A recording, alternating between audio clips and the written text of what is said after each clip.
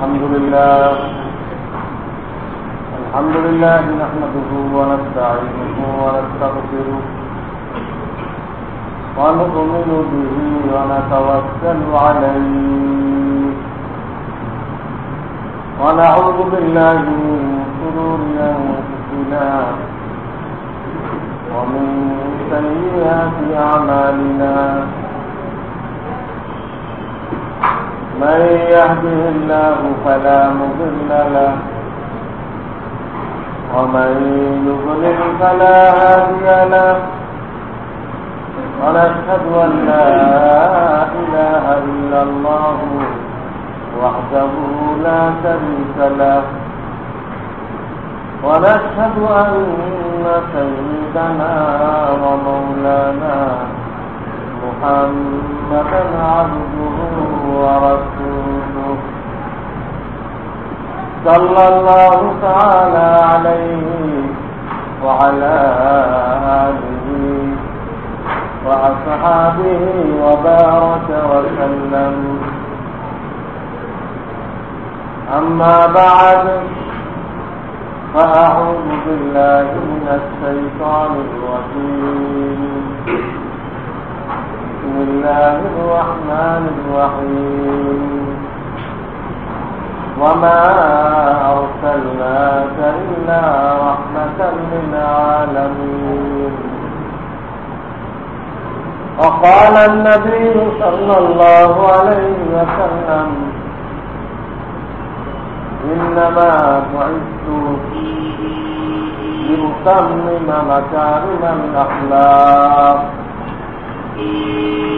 وقال في حديث آخر إنما بعثت معلما أو كما قال رسول الله صلى الله عليه وسلم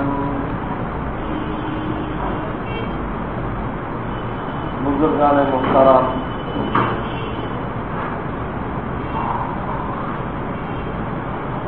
বর্তমানে আমাদের উপর দিয়ে যে মাস যাচ্ছে এটা একটা মুবারক মাস।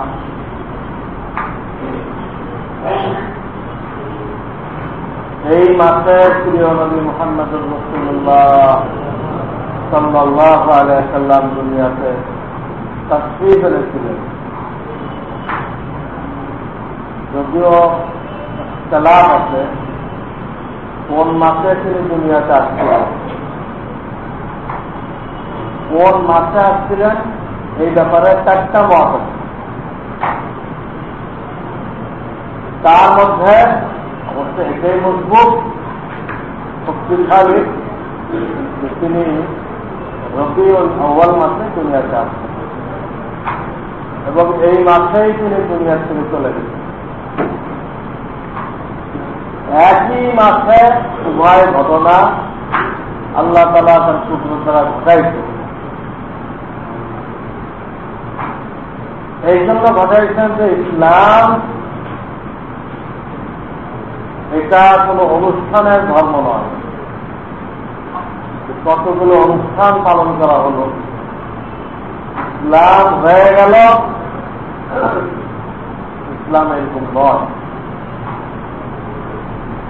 ইসলাম একটা সার্বজনীন সামগ্রিক বিষয়ের উপরে দিক নির্দেশনা দানকারী একটা ভাব, একটা ধর্ম। এখানে আমাদের ব্যক্তির জীবনে সমস্ত কর্মকাণ্ডকে আল্লাহর হুকুম মতো, নবীর তরিকা মতো পরিচালনা করতে হবে। কোন বিষয় কোনো স্বাধীনতা নেই যে এই জায়গায় শরীয়ত হুকুম দেয় নাই আপনি মর্জি মতো করতে পারেন। আপনার ব্যক্তির জীবনে এমন কোন ক্ষেত্র নেই, সব জায়গায় বিধান, সব জায়গায় আল্লাহর হুকুম, সব জায়গায় মুহাম্মদুর রাসূলুল্লাহর তরিকা। কেউ হয়তো জানে না, এটা ভিন্ন কথা। কোরআন হাদিস তো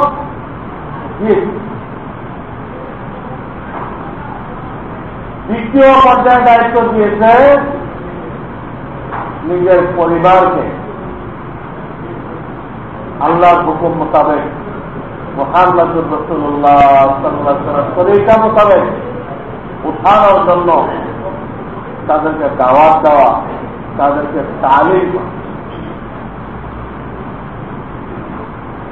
দ্বিতীয় পর্যায়ে আমাদেরকে এই দায়িত্ব দেওয়া হয়েছে যে ঠিক হও আর পরিবারকে তৈরি করো। তোমার পিতা মাতা, তোমার বিবি বাচ্চা, তোমার ভাই ব্রাদার যারা আছে সকলকে আল্লাহর পথে আনতে চেষ্টা করো। হেদায়েতের মালিক আল্লাহ, তুমি চেষ্টা করো। দ্বিতীয় পর্যায়ের দায়িত্ব। তৃতীয় পর্যায়ের দায়িত্ব তোমার মহল্লাকে, গ্রামকে, আশপাশের লোকজনকে আল্লাহর হুকুমের উপরে মুহাম্মদুর রাসূলুল্লাহ সাল্লাল্লাহু আলাইহি ওয়াসাল্লাম তরিকার উপরে উঠানোর জন্য চেষ্টা করো। তোমাকে এর জন্য বানানো হয়েছে। বিভিন্ন আয়াত আল্লাহ তাআলা বলে দিচ্ছেন, লা নাসআলুকা রিজকা, মাল জমা করো, এই জন্য আমি তোমাকে সৃষ্টি করেছি। বা তোমাকে জিজ্ঞাসা করবো না তুমি কত কোটি টাকা রেখে আসছি, আর 5 কোটি টাকা রেখে আসলে আমি মাওলা খুশি হব না, যেহেতু তোমাকে এই কাজের জন্য বানানো হয় নাই। লা নাসআলুকা রিজকা নাহনু নারযুকুক, রিজক তো আমি মাওলা তোমাকে দিব। তোমাকে কারণে ধন জমা করতে কোনো দায়িত্ব দেওয়া হয়নি। তোমাকে দায়িত্ব দেওয়া হয়েছে নিজের ইমান আমল ঠিক করো, প্রথম দায়িত্ব। পরিবারের ইমান আমল ঠিক করো, মহল্লাবাসীর ইমান আমল ঠিক করো। 4 নম্বরে তোমার দেশকে প্রত্যেকটা মানুষ চেষ্টা করবে এই 3টা কাজ হওয়ার পরে আল্লাহর হুকুম মতো পরিচালনা করতে। মুহাম্মদুর রাসূলুল্লাহ সাল্লাল্লাহু আলাইহি ওয়াসাল্লাম 10 বছর যেভাবে চালিয়ে গেছেন সমস্ত নমুনা হাদিসে আছে, ওইভাবে পরিচালনা করে। এবং ওনার পরে খোলাফায়ে রাশিদিন 30 বছর পরিচালনা করে গেছেন। 30 বছর, 30 রসুলের 10, মদিনার 10, 40 বছর ওনারা যেভাবে চালিয়ে গেছে এটা নমুনা। এই নমুনায় তোমার দেশকে চালানোর জন্য প্রত্যেকের চেষ্টা করো, শুধু সিরিয়ালে। আপনি পয়লা চান্সে গাছের আগে বসে থাকবেন, গোড়া দিয়ে চড়লেন না, হবে। আপনাকে নিচের থেকে চড়তে চড়তে উপরে যেতে হবে। এই সিরিয়াল না জানার কারণে, এই সিরিয়াল সম্পর্কে যারা অজ্ঞ, সে জানে না যে ইমান শিখিনি, কি কি বিশ্বাসের নাম ইমান, এটাও জানে। তার নামাজ সহি নেই, তার কোরআন সহি নেই, নিজেরটাই ঠিক নেই, পরিবারেরটাও ঠিক নেই, সমাজকেও সংশোধন করে নেই। সে 1 লাখে চলে গেছে, ইসলামের হুকুমাত চাইবে। এটা দিনের ভিত্তিতে জবাবদের ভিত্তি বহু বড় ব্যক্তি স্ত্রী কাজের একটা তরতিব আছে। প্রত্যেকটা কাজের করছে, নামাজ পড়বে, আগে উজু করে নামাজ পড়তে হবে। আপনি বিনা উজুতে নামাজ পড়েন, তারপর সে উজু করে নিলেন, তারপর যে বেকুব বলল আগে উজু করো, পবিত্রতা অর্জন করো, তারপরে নামাজ পড়ো। দুটো বছর ক্রিয়া না, ক্রিয়া না। হ্যাঁ, আগে বিবাহ সাথী করো, নেক্সট সন্তানের পিতা মাতা। হ্যাঁ, শুরুদিন আসা আমাদের তো হবে না। যাকে পিতা মাতা হয়েছে তার 10 বছর পরে কি করছে, বিয়ে করছে। কোন সিরিয়াল হল, কোন সিরিয়াল হলো এটা? যাকে পিতা মাতা হয়ে গেছে এখন বিয়ে করছে।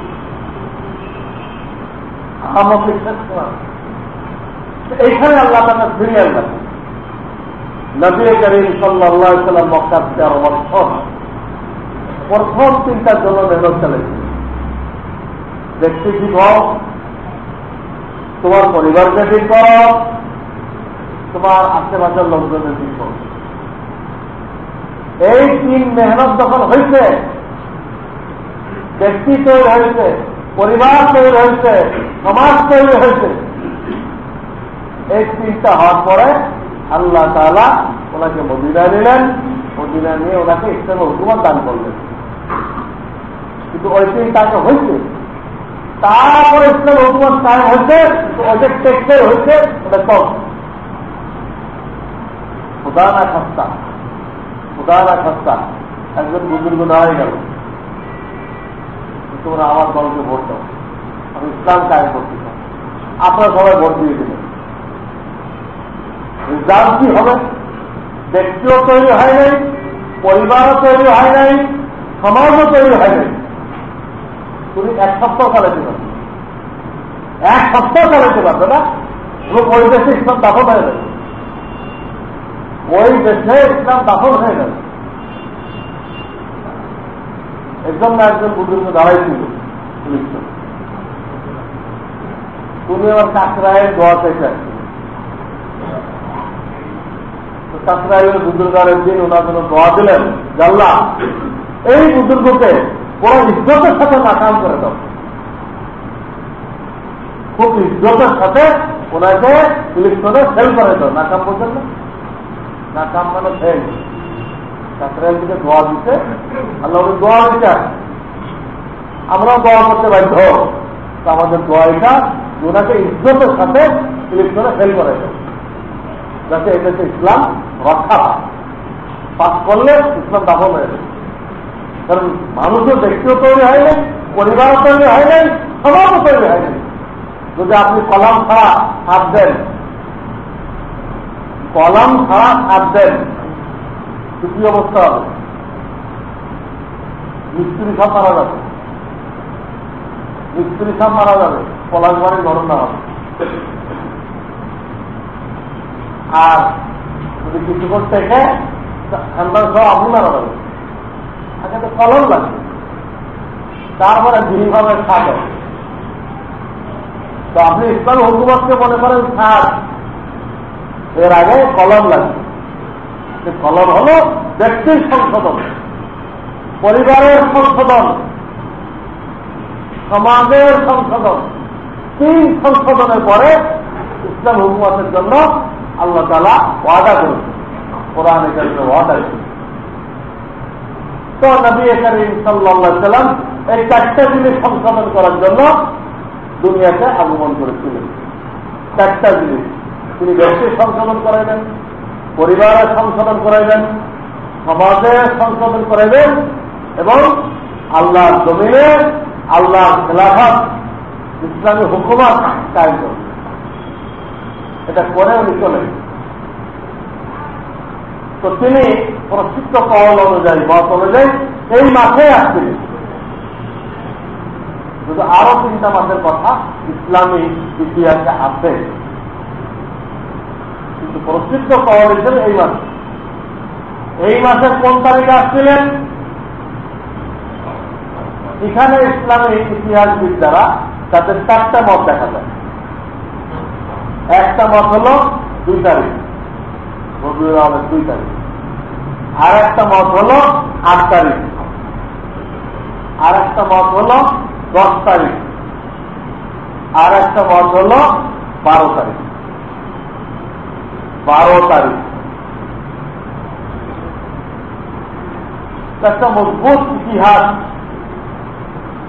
সিরাতে মোগল তারিখ, বহুত অথেন্টিক। তিনি যেটাকে প্রাধান্য দিতেন, সবচেয়ে মজবুত বলেছেন, সেটা হল তিনি রবিউল আউয়ালের 2য় তারিখ দুনিয়াতে তাফসীর করেছেন। এটাকে প্রাধান্য দিতেন। যদিও মাস কয়টা? 4টা। তাহলে রবিউল আউয়াল মানে সেখানে আর মত কয়টা? 4টা। 2, 8, 10, 12। এলেমের কথা বলুন, কোন মূর্খদের কথা আপনাদেরকে শোনাচ্ছি। মূর্খ তো বলবে আমরা রসুলের মহাব্বত করলাম, আল্লাহ যদি কবুল করে, না চলিলে চলবে না। এটা মানলে তো সব বেদাত না যায় নেবে।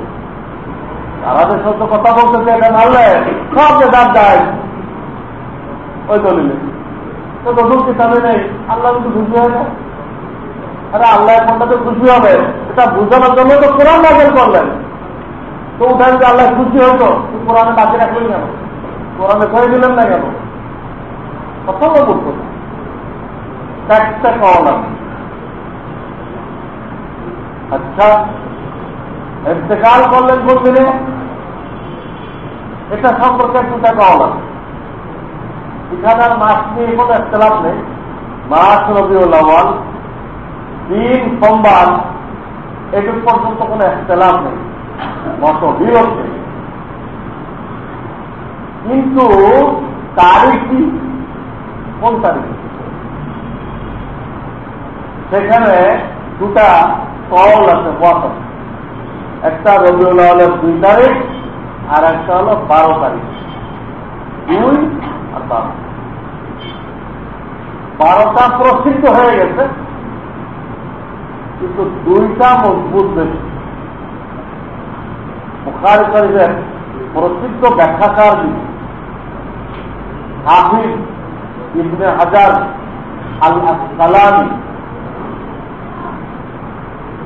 বুখারী শরীফের আরবিতে ব্যাখ্যা লিখছেন ফাতহুল বারী। উনি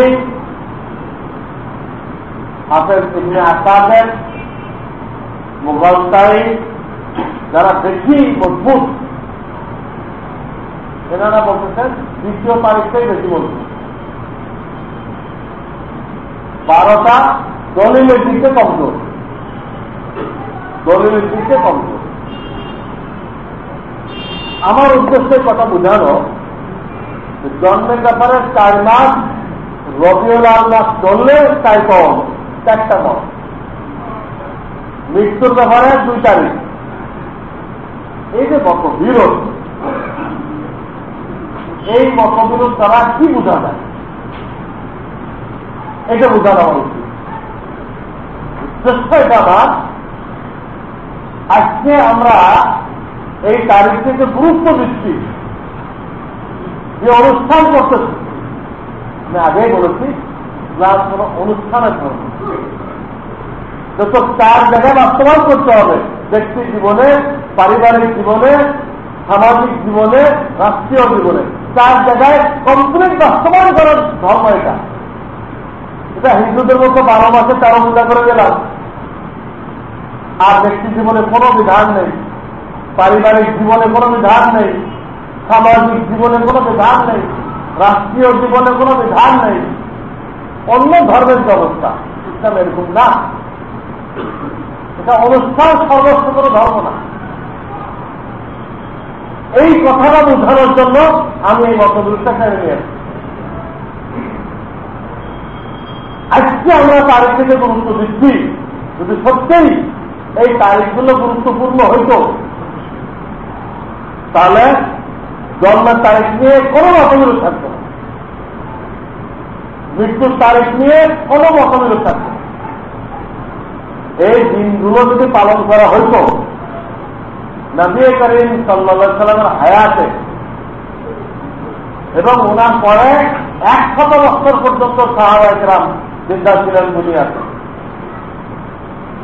ওনার 23 বছর আর 100 বছর, এর মধ্যে যদি ওনার জন্মবার্ষিকী বা ওনার মৃত্যুবার্ষিকী পালন করা হইত, তাহলে এই তারিখগুলো নিয়ে দুনিয়াতে এবং ইসলামী ইতিহাস যারা লিখছে এদের মধ্যে কোন মতবিরোধ থাকত। জন্ম নির্দিষ্ট থাকত, মৃত্যু নির্দিষ্ট থাকত, আজকে কোনটা নির্দিষ্ট কেন হলো না? 12 তারিখকে তো আমি বললাম যে দুর্বল কম, অনেকে কিন্তু দুর্বল না, এটা পুরো ভুল। অনেকে মধ্যে এটা পুরো ভুল, এর মধ্যে ভয় দিচ্ছে। আরবি লেখার মধ্যে ভুলে, আরবি লেখা ছিল খানি সাহারে রবিউল আউয়াল, মানে রবিউল আউয়াল মাসের 2য় তারিখ, খানি সাহারে রবিউল আউয়াল। পরবর্তীকালে কাতেবরা খানি সাহাকে দিন হারা এটাকে আইন তিন রোয়া লিখে সাহায্যে 8 লিখে হবে রবিউল আওয়ালের 2 তারিখে। এবার লিখতে ব্যস্ত হওয়ার কারণে রবিউল আওয়ালের 12 হয়ে গেছে। আমি 7টা লিখতে আমি 28 সাহারা 28 লিখতে গেলে একদম কাছাকাছি। হঠাৎ দেখে পার্থক্য করা যাবে সাহার না একদম ভুল। যাই হোক ভুল হোক সই হোক, আমি বলতে চাইছি যদি এই দিনগুলো পালন করা হতো, ইসলাম অনুষ্ঠান ধর্ম না, এটা কাজে পরিণত করার ধর্ম। যদি অনুষ্ঠানের ধর্ম হইত তো রসুলের জিন্দেগিতে অনুষ্ঠান পালন করা হইত, সাহাবায়ে কেরাম 100 বছর দেখেছিলেন, সেইখানে অনুষ্ঠান পালন করা হইত এবং তখন এই তারিখগুলো কনফার্ম হয়ে যেত। আজকে আমাদের সামনে এত বড় ইখতিলাফ, এত বড় মতবিরোধ। রবিউল আওয়ালের কোন তারিখ জন্ম নিলেন? 4টা কথা ইসলামী ইতিহাস আপনারা 4 রকম লিখছে। কেন 4 রকম লিখছে? একটাই চূড়ান্ত হয়ে গেছে। জীবনে একবার হুজুরে জন্মদিন বার্ষিকী পালন করতেন, ওটা হাদিস থাকতেন, ওটা কোন তারিখ ছিল, ওইটা দিয়ে জন্মবার্ষিকী জন্ম তারিখটা নির্দিষ্ট হয়ে গেছে। মৃত্যুবার্ষিকী পালন করতেন, ওটা হাদিসে আসতো, এত তারিখ থেকে মৃত্যুবার্ষিকী পালন করছিলেন। কোন তারিখ ছিল? তাহলে মৃত্যুটাও নিশ্চিত হয়ে যেত এত তারিখ ছিল। 2 না 12 এটা নিয়ে প্রথম কোনো মতবিরোধ হইত না। মতবিরোধ হওয়াটা দলিল তারা কোনোদিন এই তারিখে মাথা ঘামায় না। আল্লাহ রসুল নিজে মাথা ঘামান নাই, 100 বছরের সাহাবায়ে কেরাম জিন্দা ছিলেন, তারাও কোনো মাথা ঘামায় না। যেহেতু তারিখ নিয়ে এর সাথে আমল করার কোনো সম্পর্ক নেই। এই তারিখে বিশেষ করে আমল করতে হবে এরকম কোনো সম্পর্ক নেই। সুতরাং মাথায় ঘামায় নেই। মাথা না ঘামানোর কারণে আজকে এত বড় ইখতিলাফ হয়ে গেছে। তারপরও বলে রাখতে চান, নবী করিম সাল্লাল্লাহু আলাইহি সাল্লামের জন্ম বৃত্তান্তকে আলোচনা করা, এটাকে বলা হয় মিলাদুন নবী সাল্লাল্লাহু আলাইহি সাল্লাম। এটাকে ঈদ বলা ভুল। শরীয়তে 2টা ঈদ ঘোষণা করো, আর একটা ঈদ ঘোষণা করার জন্য আমাদেরকে শরীয়ত কোনো পাওয়ার দেয়নি। তারা ইচ্ছা করলে আরো কিছু ঈদ বাড়াইতে পারে, এমন কোন পাওয়ার অফ অ্যাটর্নি আমাদেরকে দেওয়া হয়নি। যেটা ঈদ হবে এটা আল্লাহ এবং আল্লাহ রসুল বলেছেন, আপনাকে আমাদের কোনো পাওয়ার দেওয়া হয়। ঈদ বলা গলত। হ্যাঁ, জন্ম বৃত্তান্তকে যে কোনো আলোচনা করে সেটাকে মিলাদুন নবী বলা হবে এবং সেটা ফজিলাতের জিনিস, সেটা মুস্তাহাব সওয়াব।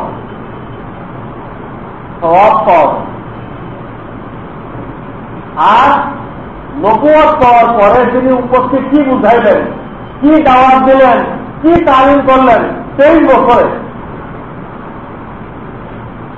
এটার নাম হল সিরাতুন নবী সাল্লাল্লাহু আলাইহি ওয়াসাল্লাম। নবুয়তের আগেরটা মিলাদুন নবী সাল্লাল্লাহু আলাইহি ওয়াসাল্লাম, নবুয়ত প্রাপ্তির পরেরটা সিরাতুন নবী সাল্লাল্লাহু আলাইহি ওয়াসাল্লাম। সিরাতুন নবীর আলোচনা কোরআনের তাফসীর। হুজুরের জিন্দেগি যে কোনো সাথে আলোচনা করবেন, কোরআনের কোনো আগে তাফসীর হবে, এটা তাফসীর হবে। ওই আলোচনাটা করা শোনা আমাদের উপরে ফরজ। ওটা ছাড়া কোরআন বোঝা যাবে না, কোরআন বোঝা যাবে না। এই জন্য 4 মাযহাবের 4 ইমাম বলেছেন, লাউলা সুন্না মা ফাহিমা আহাদুম মিনাল কুরআন। যদি রসুলের তরিকা আমাদের সামনে না থাকতো তো আমাদের কারো দ্বারা কোরআন বুঝা সম্ভব হতো। রসুলের কথা, রসুলের আমল দিয়ে কোরআন বুঝতে হবে। রসুলের কথা, রসুলের কাজ, এটা কোরআন দেখা। কোরআনে বলা হয়েছে নামাজ পড়ো, এ কথা বলা হয় নাই যে ফজরের 4 রাকাত পড়ো, 2 রাকাত সুন্নাত পড়ো আর 2 রাকাত ফরজ পড়ো, এটা বলা হয় নাই। কোরআনে বলা হয় না যে জোহরে 10 রাকাত পড়ো, 4 রাকাত সুন্নাত পড়ো, 4 রাকাত ফরজ পড়ো, 2 রাকাত সুন্নাত পড়ো, এটা বলা হয় নাই,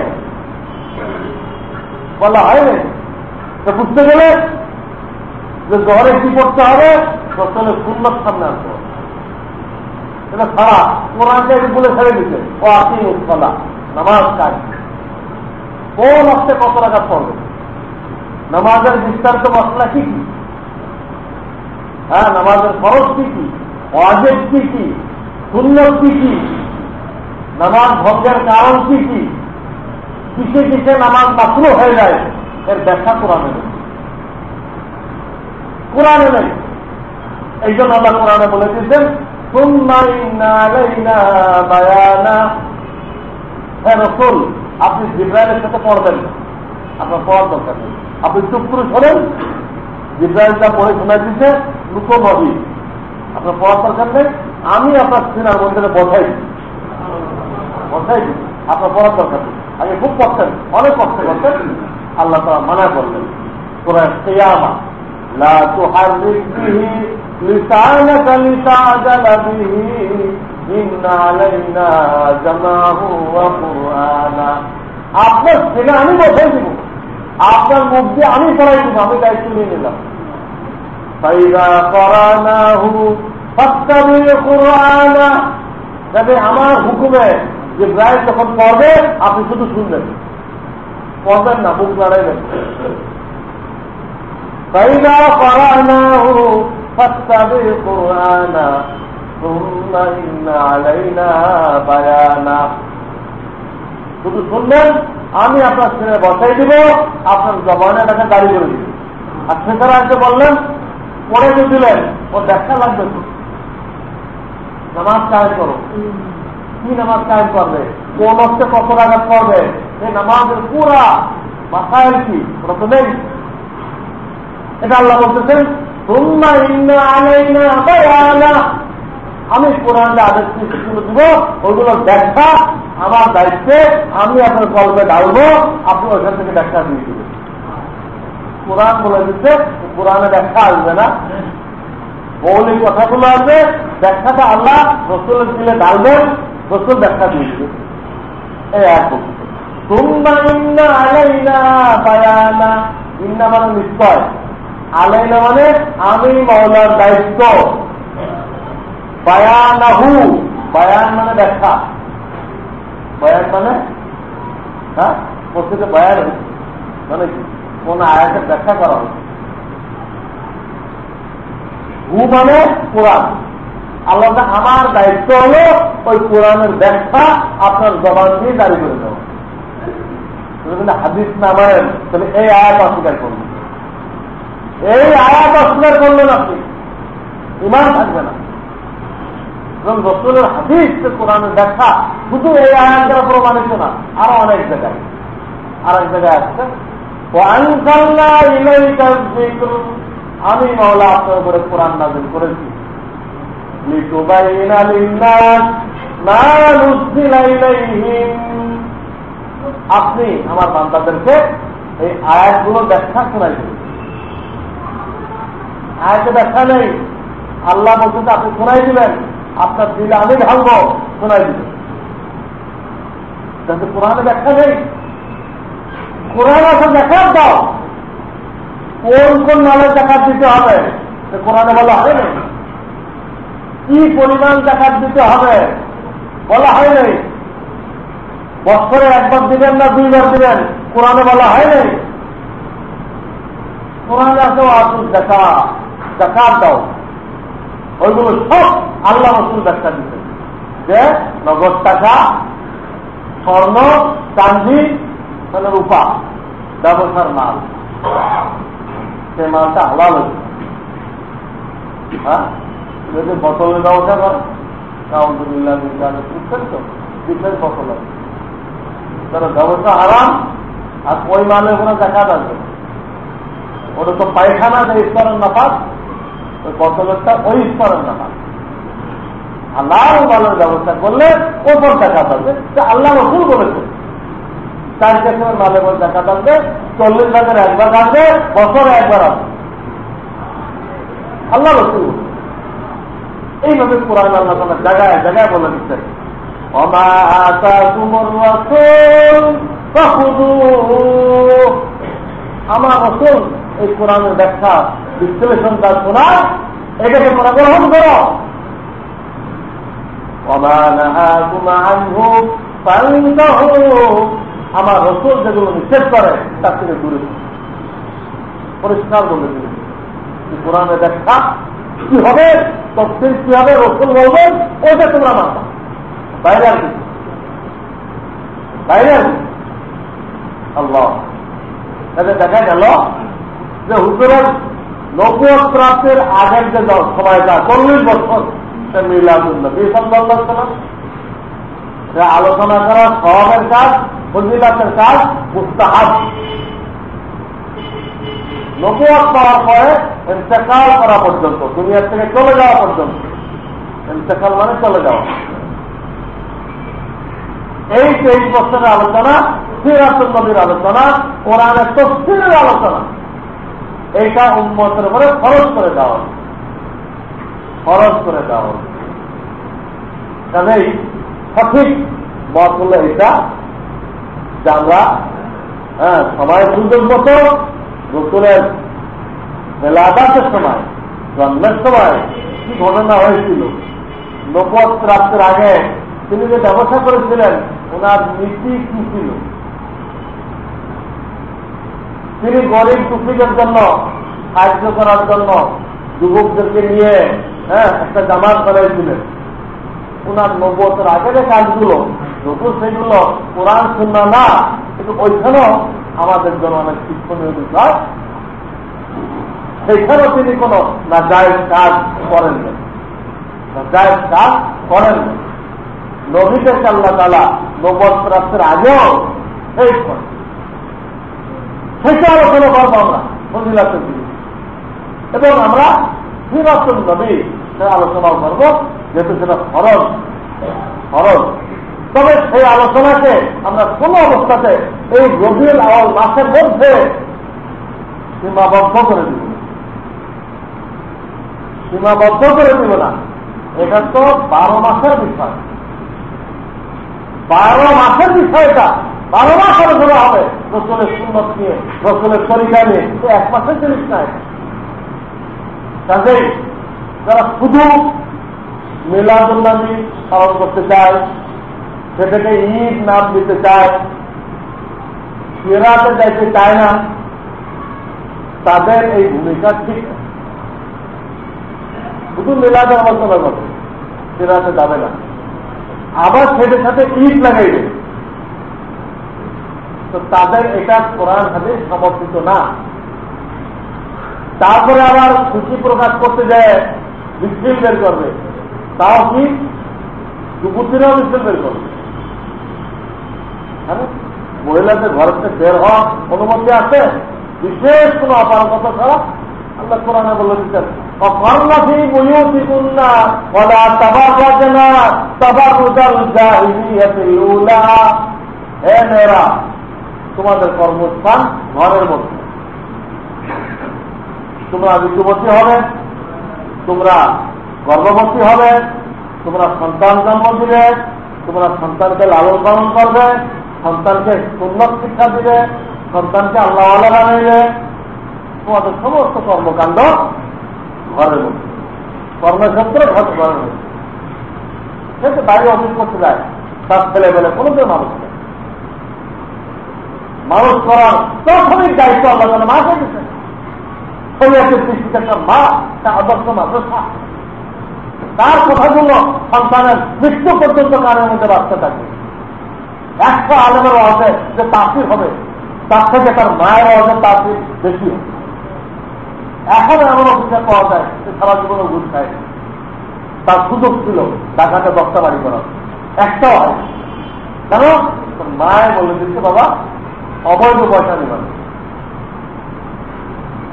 সে মায়ের কথার উপর। বুঝলেন, মায়ের কথা সন্তানের উপরে কি পরিমাণ প্রভাব ফেলতে পারে। এই জন্য শরীয়ত মাদেরকে আদর্শ মাদ্রাসা বলে দিচ্ছেন। আমাদেরকে দায়িত্ব দিচ্ছেন, তোমার মেয়েকে এমন ভাবে তৈরি করো, এমন ভাবে তৈরি করো, পরবর্তীকালে সেই জন্য তার বাচ্চাদের জন্য আদর্শ মাদ্রাসা হইতে পারে। এটা আমাদেরকে দায়িত্ব দিচ্ছি। আমরা যদি দায়িত্ব পালন না করি, তো নিজের মেয়ের সাথে খেয়ালত করলাম, নিজের মেয়ের সাথে খেয়ালত করলাম। তাদেরকে যে দায়িত্ব আল্লাহ তাআলা দিচ্ছেন, আমি যে বললাম ঋতুবতী হওয়া এটা দায়িত্ব হবেই মহিলাদের, জরুরি। গর্ভবতী হওয়া, সন্তান দান করা, সন্তানকে লালন পালন করা, সন্তানকে প্রাথমিকভাবে নবীজির সুন্নতের তালিম দেওয়া, স্বামীর সেবা যত্ন করা, স্বামীর সংসারকে গুছায় রাখা, এবং তার কাছে যে সমস্ত মহিলারা আসবে তাদেরকে দিনের তালিম দেওয়া, এই হলো তাদের দায়িত্ব। এই পুরা দায়িত্বের জন্য তাদের কর্মক্ষেত্র হল তার বাড়ির বাউন্ডারি, অফিস আদালত নয়। এগুলো ইহুদি খ্রিস্টানরা একটা একটা স্কিম দিয়ে আমাদের মেয়েদেরকে বের করেছে, একটা একটা স্কিম দিয়ে বের করতেছে সহশিক্ষার নামে, মেয়েদেরকে সাহায্য করার নামে। এখন তো আইন করছে মেয়েদের পাস করার দরকার নেই, অটোমেটিক পাস হতে থাকে, ফেল করলো পাস, এবং তাদেরকে ভাতা দেওয়া হবে। সব ইহুদিরা করতেছে, মুসলিম যত মুসলিম গভর্নমেন্ট আছে এদেরকে, কিন্তু এদের কাছে কোনো এলএম চালান নেই। এরা দেখি যে এত টাকা পাওয়া যাচ্ছে, দেশের উন্নতি হবে, উন্নতি হবে না ধ্বংস হবে এইটুক বোঝার মতো মাথা আমরা যাদেরকে ভোট দিয়ে পাঠাই দিচ্ছি, এইটুক মাথা তাদের নেই। ওই মাথাটা থাকতে যদি তাদের কাছে কোরআন হাদিসের আইন থাকতো তো বুঝতো যেটা ইহুদি খ্রিস্টানদের আমাদেরকে ধ্বংস করার, আমাদের পারিবারিক বন্ধনকে নষ্ট করার, আমাদের সমাজকে জিনা ব্যভিচার দিয়ে ডুবাই দেওয়ার একটা পায়টা বুঝতো। তারা ধ্বংস হয়ে গেছে, ইহুদি খ্রিস্টানরা ধ্বংস হয়ে গেছে, তাদের পারিবারিক বন্ধন শেষ হয়ে গেছে।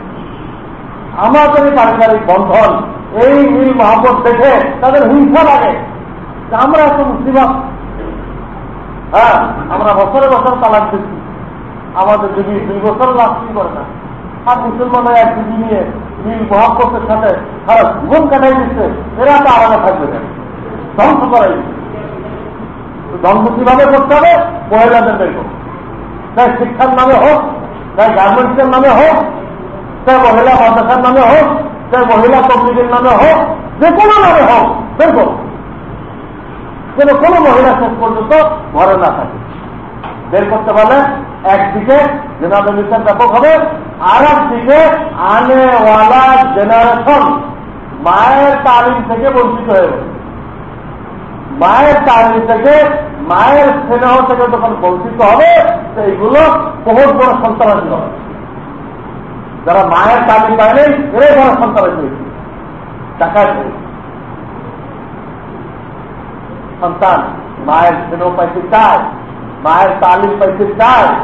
যারা বঞ্চিত হয় তারা সমাজের জন্য ভয়াবহ পরিস্থিতির সৃষ্টি করে। এই পরিস্থিতি থেকে ঠেলে দেওয়ার জন্য আজকে এটা করা হচ্ছে, এটা করা হচ্ছে। এতে কোনো মহিলা বিপদে পড়লে তাকে উদ্ধার করার জন্য প্রত্যেক মহল্লায় এই মেরি স্পট বানানো হচ্ছে। দেখাই গেলে আপনার স্বাস্থ্য সেবা কিন্তু আভ্যন্তরের উদ্দেশ্য ভিন্ন। কোন মহিলা বিপদে পড়লে যাতে সামাজিকভাবে লাঞ্ছিত না হয় তাদের হেল্প করার জন্য এই কেন্দ্রগুলো ইহুদি খ্রিস্টানরা বানাই দিতে মরে মরে সরকার থেকে অনুমতি নিয়ে, হ্যাঁ তাদের সাথে আইনি করে দেবে, কিছু বলা যাবে মেয়েটাকে কিছুই বলা যাবে, বললে ওই বাপের জেল হয়েছে, সেই বাপের জেল হয়েছে। আমাদের দেশে এখনো ওই পর্যায়ে দিতে পারে নাই, ওই পর্যায়ে নেওয়ার জন্য স্টেপ বাই স্টেপের আগে। তাই বলতেছিলাম মেয়েদের বাড়ি থেকে বের হয় নিষেধ। আল্লাহ বলতেছেন তোমরা ঘরের ভিতরে থাকো, সেখানে সবকিছু করো, সমস্ত দায়িত্ব পালন করো, ওইখানে শারীরিক অর্জেস করো, ব্যায়াম করো, সব করো। এখানে বিশেষ টাকা পড়লে বোরকা নিয়ে বের হও, কিন্তু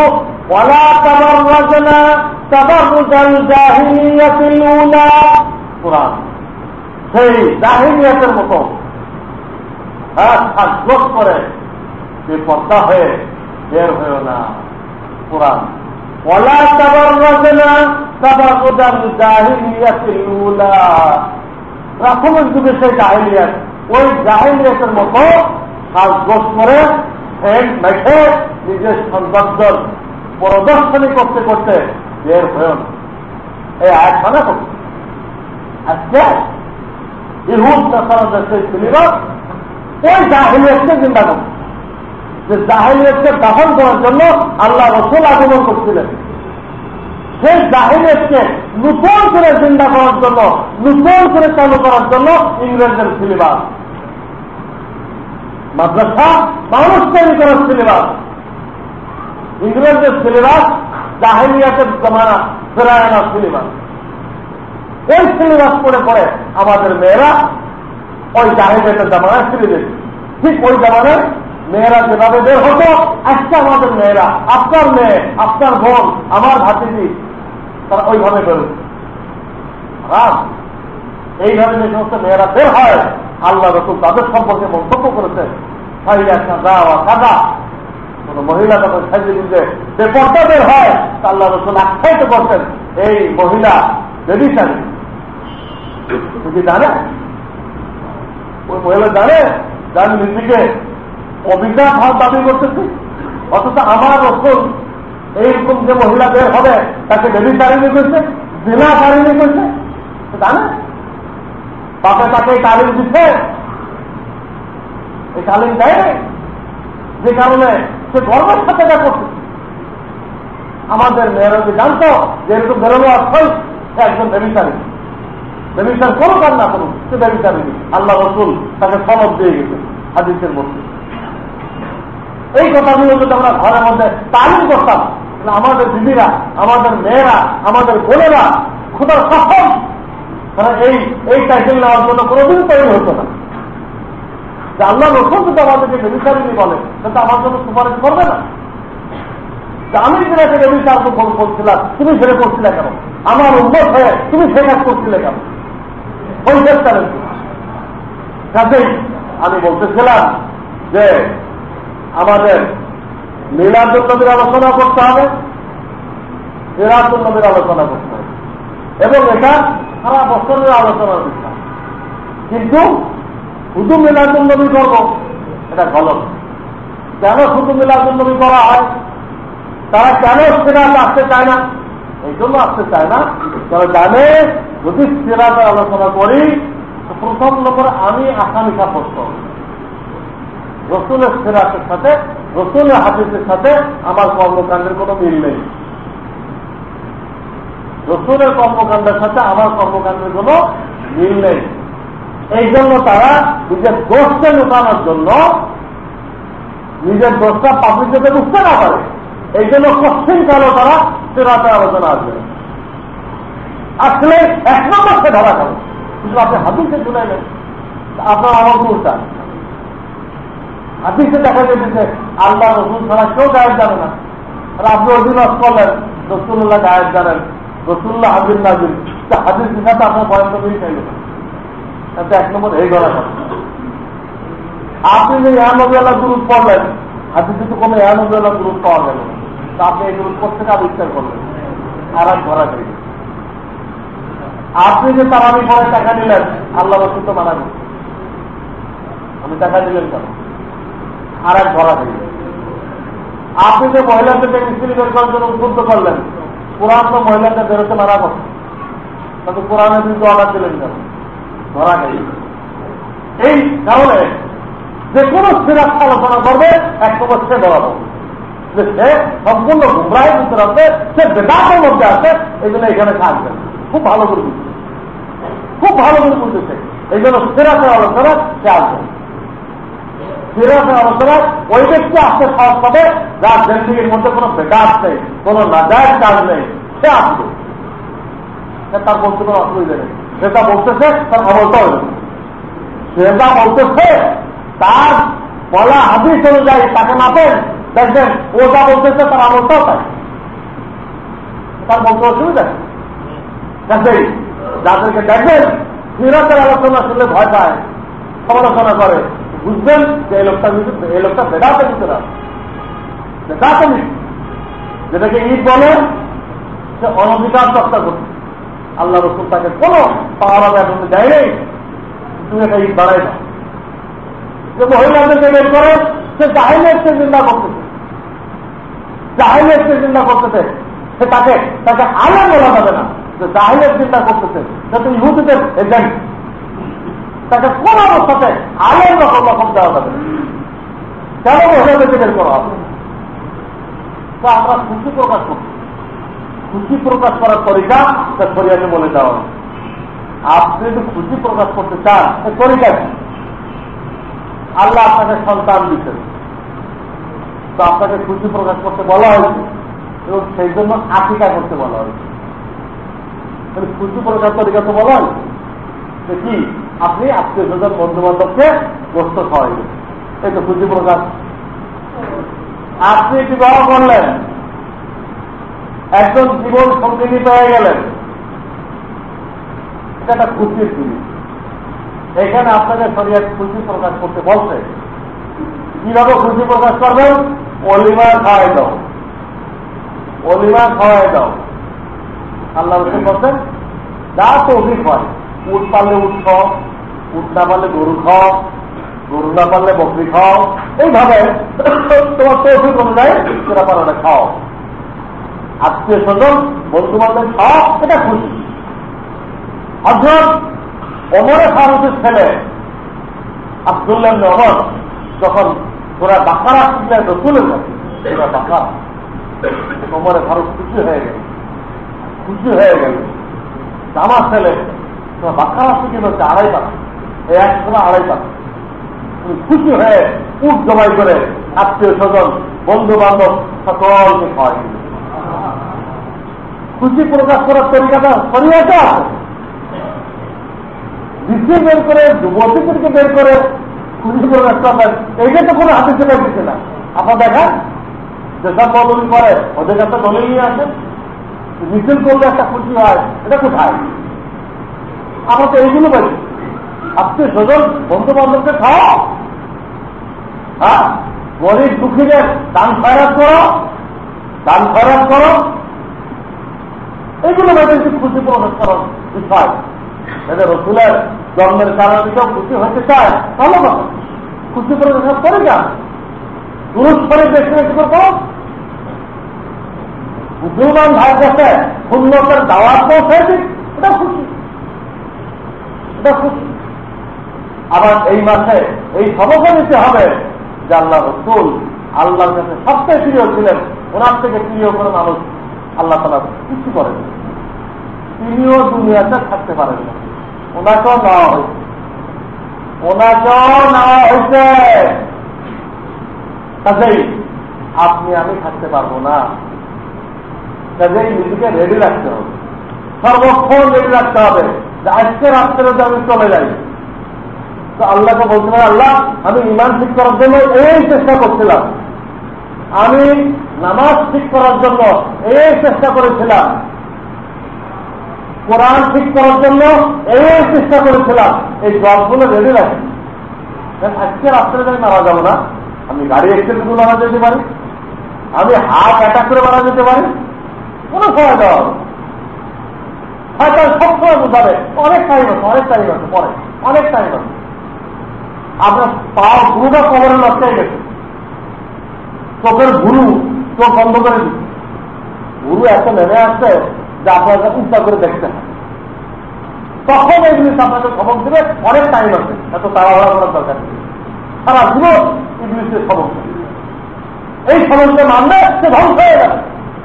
এই জন্য আমি আগেও বলছি যে ঈমান আমল ঠিক করতে হবে, এর জন্য আল্লাহ তাআলা অনেকগুলো পদ্ধতি রাখছে, যার যেটা সহজ হয়। একটা পদ্ধতি রাখছে, মাদ্রাসায় ভর্তি হও, ভর্তি হয়ে শেখো, এটা বয়স্ক লোকদের দ্বারা সম্ভব নয়, এটা কম বয়স্ক লোকদের দ্বারা সম্ভব নয়। তারা ওই পারিবারিক যে চলে আসছে, স্ত্রী পুত্রের দায়িত্ব পালন করতে হবে, দেখাশোনা করতে হবে, তার জন্য এখন 15 বছর মাদ্রাসায় পড়া সম্ভব নয়, এটা একটা তরিকা। কম বয়স্ক লোকদের জন্য এটা একটা ঈমান আমল শিক্ষা করার তরিকা। আর একটা তরিকা হলো হক্কানি বুজুর্গানে দিনের খানকা, আপনি সেখানে দেয় যে কদিন বারেন থাকেন, 40 দিন থাকেন, 20 দিন থাকেন, উনি আপনাকে ওখান থেকে ঈমান আমল জন্য দাদা লাগে সব শিখাই দেবেন, সব শিখাই দেবেন। এটা একটা ব্যবস্থা।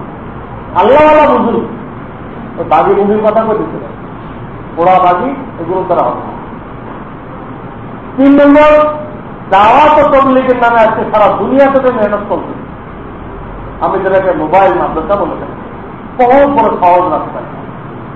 আপনি 3 দিনের জন্য যেতে পারেন, 8 দিনের জন্য যেতে পারেন, আপনার যে কদিন তৌফিক হয় আপনি গেলেন, যে আলেম ওলামাদের সাথে থাকলেন, আল্লাহর ঘরে থাকলেন, নিজের পকেটে পয়সা খাইলেন, ওইখান থেকে তালিম হবে, আপনাকে কোরআনের পরামর্শ করানো হবে, আপনাকে ইমান বোঝানো হবে, আপনাকে নামাজের প্রশিক্ষণ দেওয়া হবে, মোটামুটি আপনার ভিতরে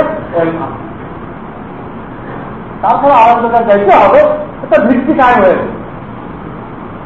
3 নম্বর। 4 নম্বর একটা ব্যবস্থা আল্লাহ তারা আসছে, হক্কানি ওলামায়ে কেরাম তারা বিভিন্ন জায়গায়, বিভিন্ন মসজিদে, বিভিন্ন মহল্লায়, বিভিন্ন বাড়িতে তারা সম্পূর্ণ আল্লাহ আসছে নিঃস্বার্থ ভাবে দিনের কথা বলেন, দিনের কথা বলেন। আপনি আপনার সুযোগ মতো যখন সুযোগ হয় ওটাতে অ্যাটেন্ড করুন, ওটাতে যোগদান করুন। আপনার চাকরিও থাকতে হবে না, ব্যবসাও থাকতে হবে না, কিছুই না। কারণ এই বয়ানগুলো তো রাত্রে হয়, রাত্রে কে চাকরি করে? তো আমাদের জামানায় এই 4টে রাস্তার সামনে আছে। এতগুলো রাস্তা এই জন্য রাখছে যাতে আল্লাহর কাছে কেউ ওজন চেষ্টা করতে, আল্লাহ আমার হাতে তো কোনো মতো টাইম ছিল না, আমি কেমনি মাত্রাটা ভর্তি হয়ে শিখবো।